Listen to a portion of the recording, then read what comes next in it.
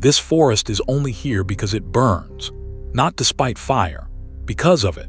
Take the fire away and this open, sunlit, wildly diverse place quietly dies, and something else grows up in its place, and almost nobody would notice it happening. It is one of the rarest habitats on Earth. More than 98% of it has already been destroyed, and the single thing keeping the rest alive is the thing everyone spent a century trying to prevent.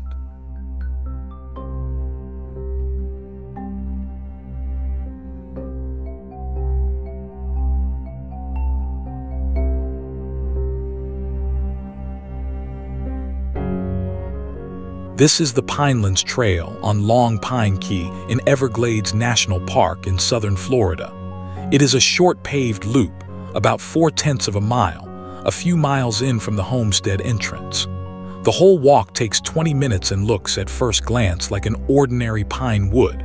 It is not. It is a pine rockland, and there is very little of it left anywhere in the world.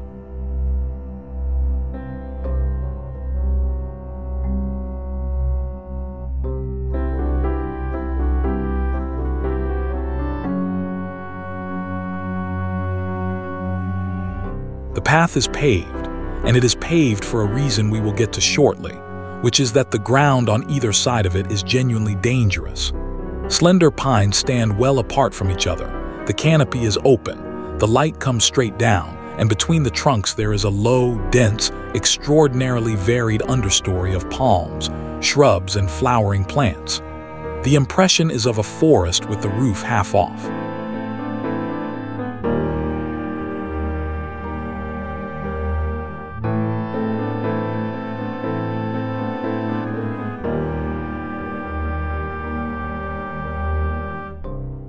And look at what they are growing out of. Rock. Bare, jagged, gray limestone exposed at the surface, with hardly any soil at all. In places there is nothing but a smear of grit and leaf litter in the cracks. These pines are not rooted in ground in the way you normally mean it. They are rooted in stone, in crevices and pockets, gripping a landscape that is essentially pavement.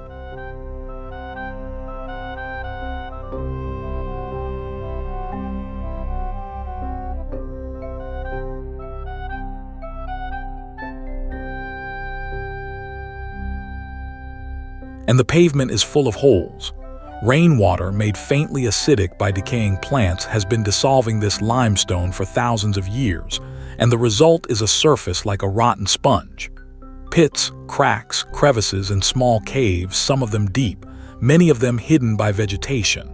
This is why you stay on the pavement. Step off, and there is a real chance the ground is not there.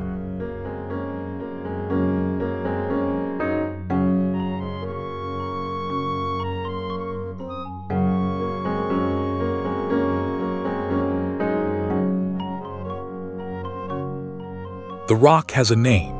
This is the Miami Rock Ridge, a low spine of limestone running southwest from the area of Miami down to here. It is only slightly higher than the marsh around it, but slightly higher is everything in Florida. It is dry enough for fire to carry, dry enough for pines, and it was dry enough, of course, to build a city on.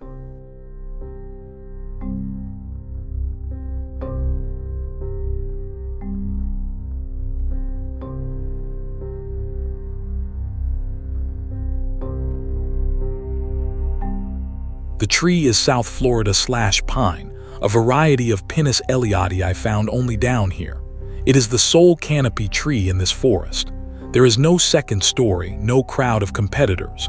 Just these pines spaced out, with all that light pouring between them, and every scrap of that light being fought over by the plants below. The pine is not the interesting part of a pine rockland. The pine is just the roof.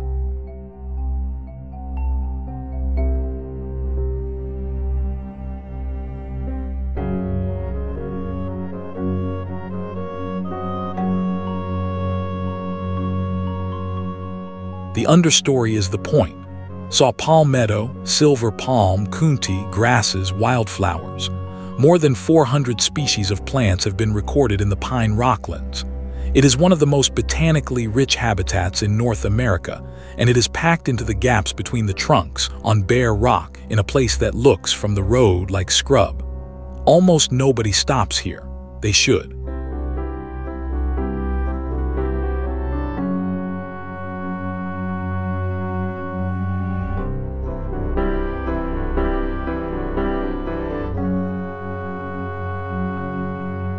Now the fire.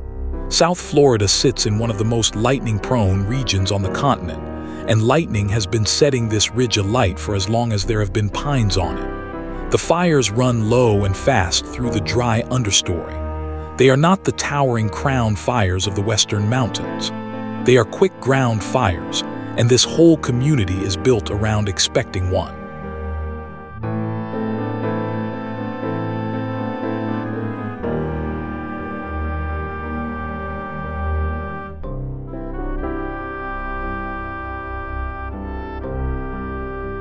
Ecologists estimate the natural interval here at roughly one fire every 3 to 7 years. Think about what that means. Not once a century, not once a lifetime. Every few years, on average, this ground burns. Nothing that lives here is a stranger to fire. Everything you can see out among these trunks has ancestors that were selected, generation after generation, for what happens when the flames come through.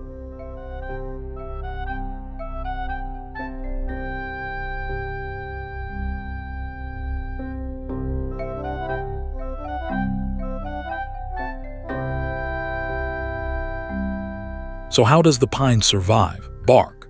The South Florida slash pine grows thick, layered, platyfish bark that flakes and sheds, and when the fire runs past, the outer plates carry the heat away with them while the living tissue underneath stays cool. It also lifts its crown high and clear of the flame front. It is not fireproof. It is fire adapted, which is a very different and much more interesting thing.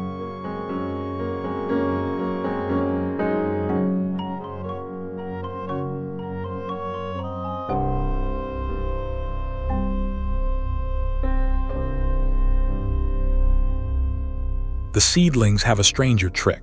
For something like 2 to 6 years, a young South Florida slash pine barely grows upward at all.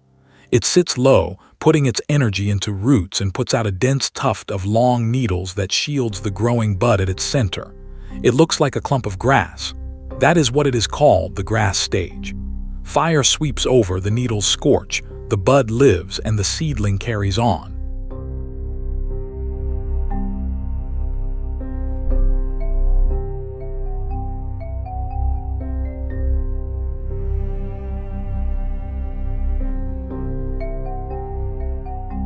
Now the other half of the equation. What fire kills here is hardwoods. Every year, birds drop the seeds of hammock trees into this pineland. Gumbo limbo, poisonwood, wild tamarind, live oak. They sprout and they grow and they are thin-barked, and when the next fire comes through, it kills them. Fire is not a disaster in this forest. Fire is the gardener, and it comes back to weed every few years.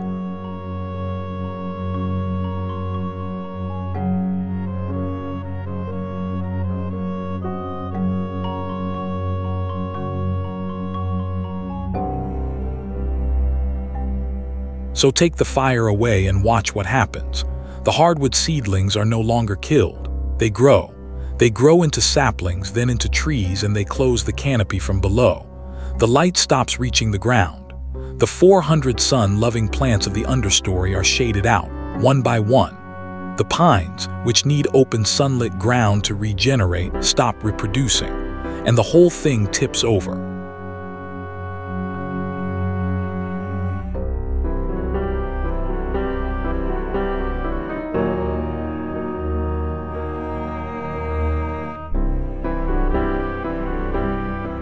What it tips into is a tropical hardwood hammock, a dark, closed, humid jungle, which is a beautiful thing in its own right and one of the great habitats of South Florida, but it is not this, and it is not rare, and it does not hold these plants.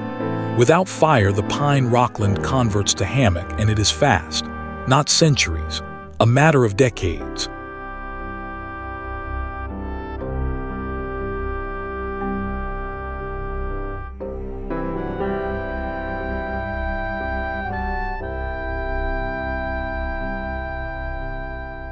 For most of the 20th century, American land management had exactly one policy on fire, which was to put it out. Everglades National Park is where that began to break. In 1958, in these pinelands, the National Park Service carried out the first agency-approved prescribed burn in its history. Somebody, deliberately, with permission, set fire to a national park. It is one of the most important moments in the history of American conservation.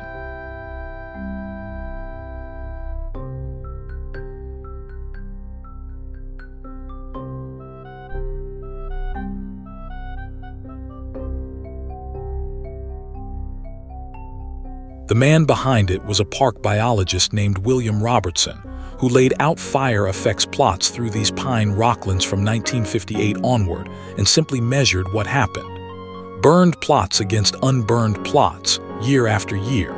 And the data said, unambiguously, that the unburned pinelands were dying and the burned ones were thriving. He did not win the argument with rhetoric.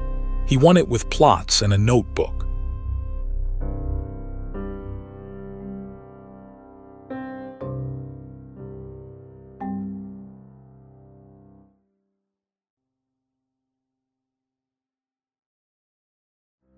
Today, Everglades National Park runs one of the largest prescribed fire programs in the entire National Park Service.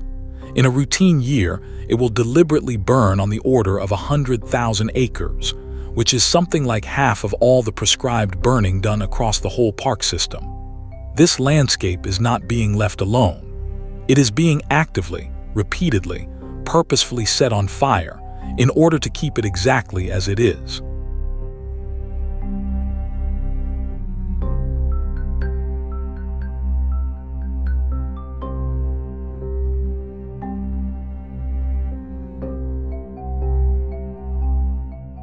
And it is a craft.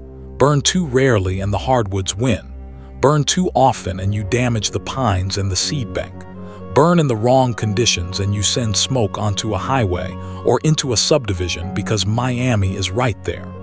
Fire crews here read humidity, wind, fuel load in the calendar, and then they light it.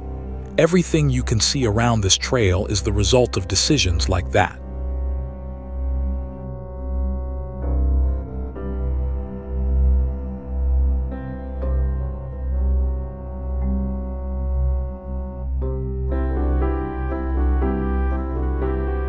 Which matters enormously because of what lives here. The pine rocklands are full of endemics, plants found in this habitat and effectively nowhere else on Earth. Roughly a dozen or so plant taxa are endemic to the pine rocklands of Miami-Dade alone. Deltoid spurge, Small's milkpea, tiny polygala, crenulate lead plant, Florida brickle bush, Garber's spurge, names almost nobody knows, attached to plants with almost nowhere left to stand.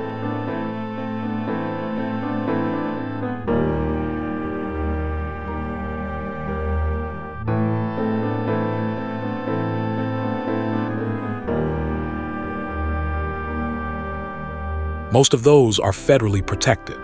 Deltoid spurge, Small's milkpea, tiny polygala, and crenulate lead plant were listed as endangered back in 1985. Florida brickle bush was listed as endangered in 2014. Garber's spurge is federally threatened. Something like 16 federally listed plants occur in this ecosystem. It is thought to hold one of the highest concentrations of endangered species of any habitat in the United States.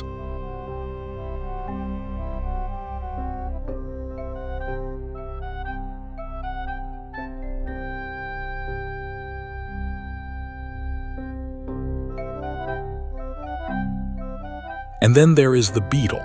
The Miami tiger beetle is a small, brilliant, metallic green predator that was believed extinct for decades. In 2007, it turned up again, alive, in a fragment of pine rockland in Miami-Dade County called the Richmond Tract. It was listed as endangered in 2016. It is a good idea to sit with that. A species that had been written off, found in a leftover scrap of forest inside a city.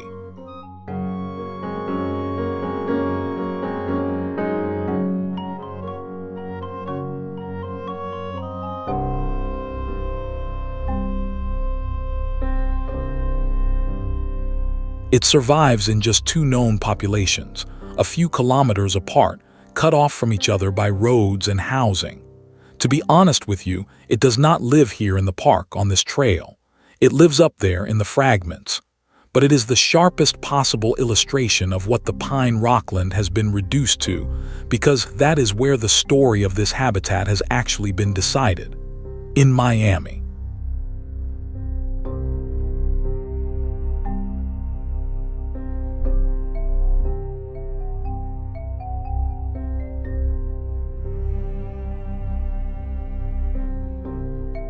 Because the Miami Rock Ridge is the reason Miami is where it is.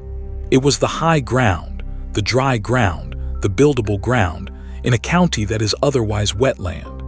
And so the city was laid out directly on top of the pine rockland. Streets, subdivisions, malls, airports, all of it built on the one habitat that could not be moved anywhere else, because it is bound to that particular rock.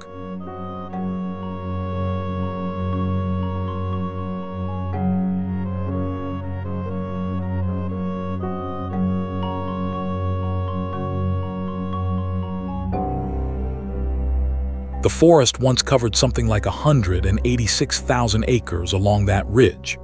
The Fish and Wildlife Service now states plainly that roughly 98% of the historic pine rockland in Miami-Dade County outside this national park has disappeared. 98%. What is left out there is a scatter of fragments, many of them a few acres, isolated, hard to burn, hemmed in by houses, slowly filling up with hardwoods.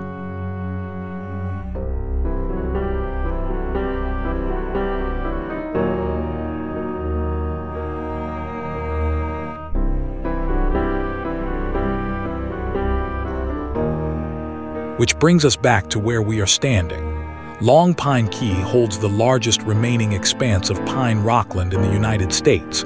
Not one of the largest, roughly 10,000 acres of it inside this park, and outside the park almost nothing of comparable size exists.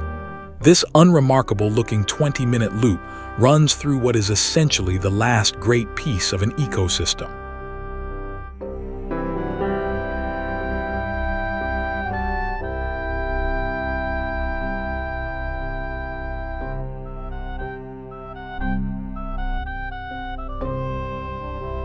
And there is one more reason to care that has nothing to do with beauty. This porous limestone is the top of the Biscayne Aquifer, and the Biscayne Aquifer is where the drinking water for millions of people in South Florida comes from. Rain that falls on this rock does not run off. It goes straight down, through the holes, into the water supply. What is on the surface here is directly connected to what comes out of the tap in Miami.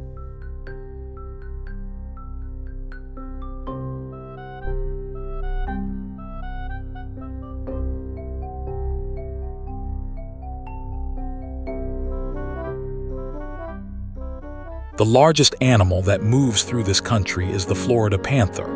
There are, by the state's own estimate, somewhere between 120 and 230 adults and subadults left, which does not count kittens. They range through the Pinelands and the Hammocks and the Cypress. By the early 1990s, the population had crashed so low that inbreeding was visibly wrecking it, with heart defects and reproductive failure spreading through the survivors.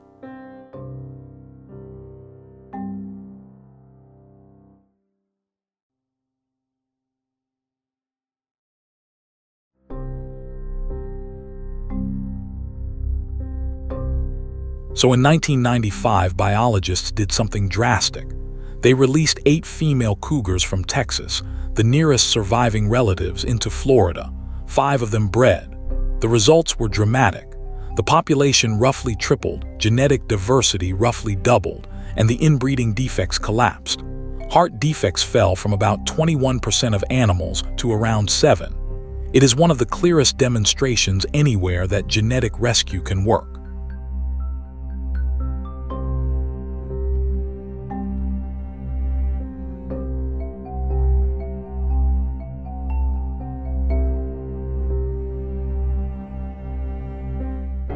And the thing that kills them now is traffic. Vehicle strikes are the leading known cause of death for Florida panthers, and in a bad year the toll runs into the 20s and 30s. That is the shape of the whole problem in South Florida, in one sentence. The habitat is fragmented. The fragments are separated by roads, and anything that needs to move between them has to cross the traffic to do it.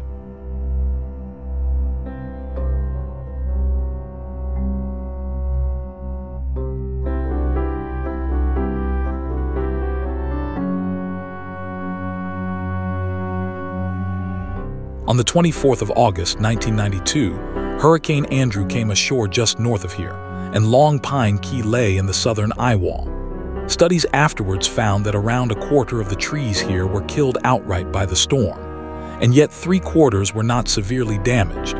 Slash pine, it turns out, is broadly wind-resistant, and the biggest trees suffered most.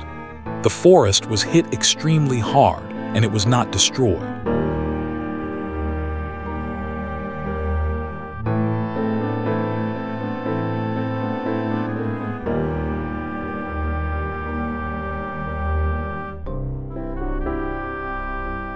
The second wave was worse in some ways.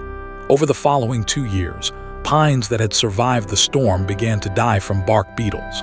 Normally, a healthy pine defends itself by flooding and attacking beetle with resin. But storm-damaged root systems cannot produce enough resin, and the beetles moved into the weakened trees and finished what the wind had started. The hurricane killed slowly, for years by proxy.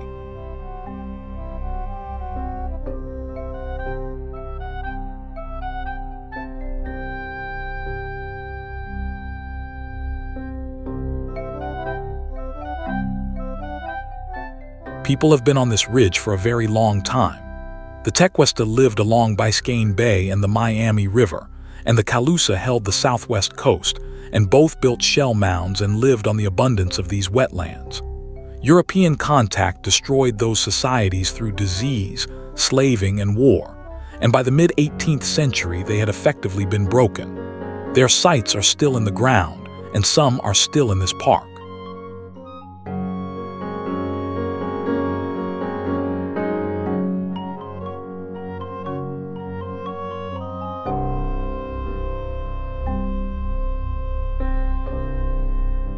And the Seminole and the Miccosukee are here now, not as history. The Seminole tribe of Florida and the Miccosukee tribe of Indians of Florida are sovereign, federally recognized nations, with their own governments and their own land, and Miccosukee families live along the Tamiami Trail just north of this park. Their ancestors came into this country under military pressure and refused to leave it, and no treaty of surrender was ever signed.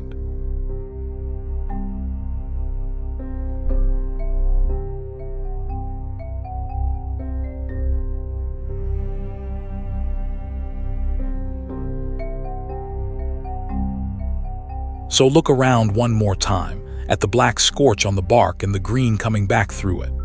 What we have here is a landscape that requires periodic destruction in order to exist. Protecting it does not mean leaving it alone. Protecting it means burning it, on purpose forever, or it stops being what it is.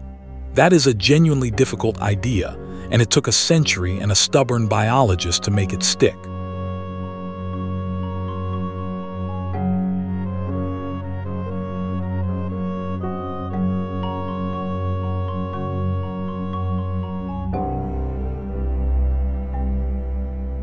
Four-tenths of a mile, 20 minutes, bare rock, 400 kinds of plant, a beetle that came back from the dead, a cat pulled back from an inbreeding spiral, the drinking water of a city, and the largest surviving fragment of a forest that has lost 98% of itself. That is what is packed into this small loop, and none of it announces itself.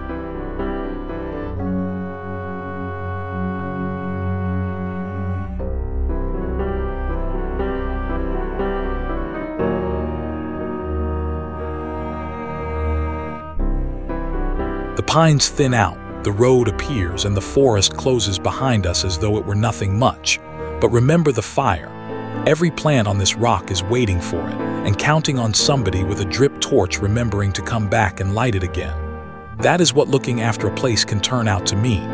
Not leaving it alone, but knowing it well enough to give it what it needs, even when what it needs looks like ruin. Thank you for watching.